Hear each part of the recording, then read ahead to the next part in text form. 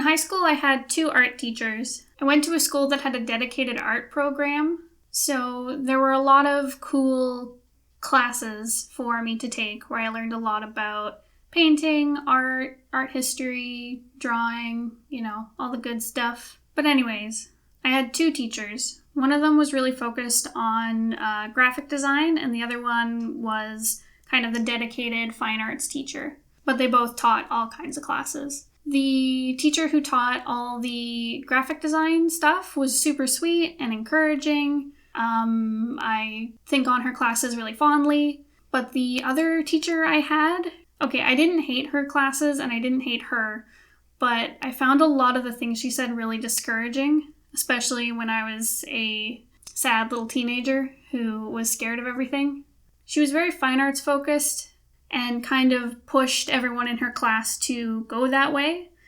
However, fine arts and illustration are very different fields from what I can tell. I'll be real, I don't think I can talk about the fine art scene with any expertise at all, because for one, I don't work in it.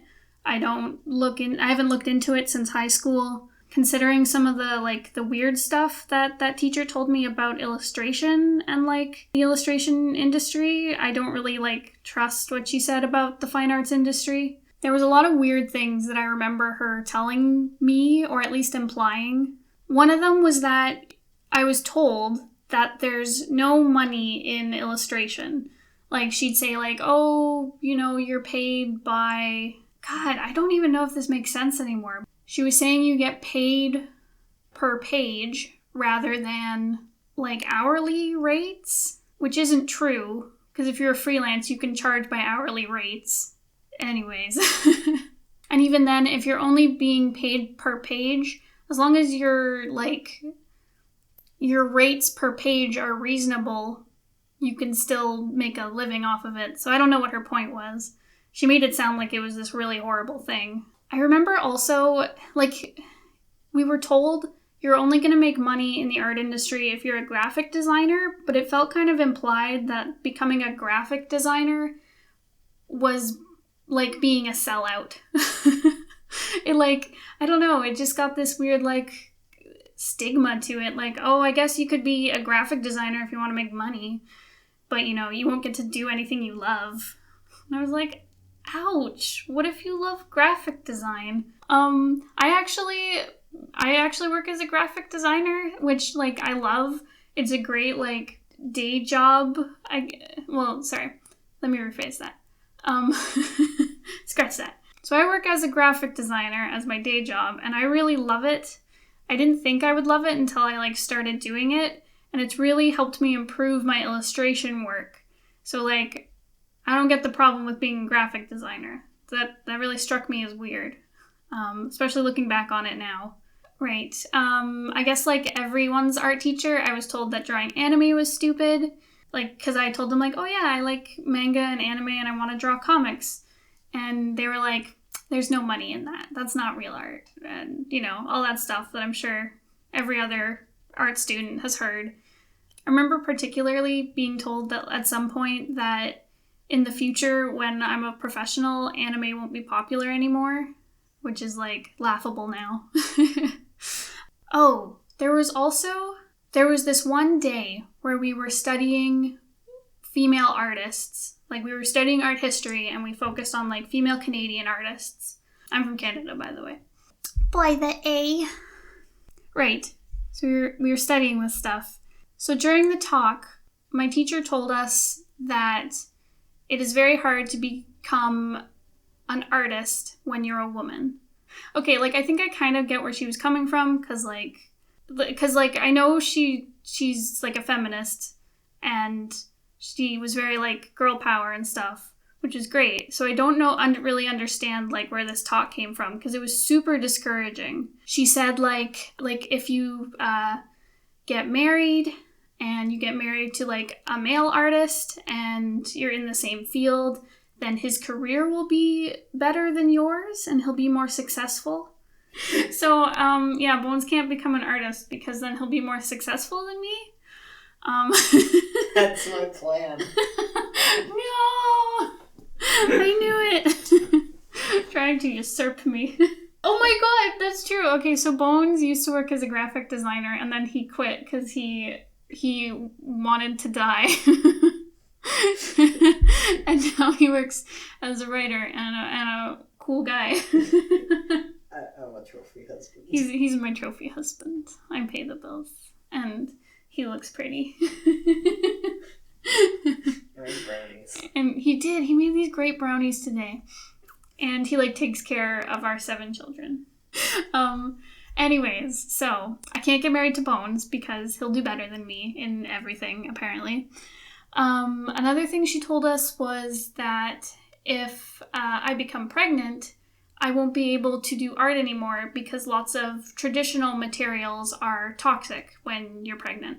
On one hand, that was probably good to hear because now I know, it's dangerous to work with some traditional tools like oil paints and I think she mentioned graphite dust. Anyways, so yeah, I guess that's good to know that can be harmful to you and your baby if you're pregnant. But she completely ignored the fact that there are materials you can work with that aren't toxic and there's digital art. So, that was a little baffling and discouraging and defeatist and weird. I did not find it very empowering. Well, okay, maybe she was doing reverse psychology where she was telling us all this horrible stuff to make us angry and ready to fight. Which I guess that worked for me because I was like, screw you, I'm gonna do it. Anyways, so that was another weird thing she told us. So another thing she told us was that after completing our high school program, we should go to art school. Which, on its own, sure, that's good advice. However, it always came with this, double think thing where she'd also tell us that there's no jobs in art. So I was like, okay, why am I going to this school that's going to cost me thousands of dollars and then I'm not going to get a job? So I'm just going to become an accountant? I don't know. It really did not make me want to go to art school. Admittedly, when I was a teenager, I really wanted to go to art school right up until my senior year of high school, and I was like, maybe I shouldn't, because I don't really have the money. Anyways, I didn't go to art school. Things turned out fine. I now work as a graphic designer, but I guess that makes me a sellout.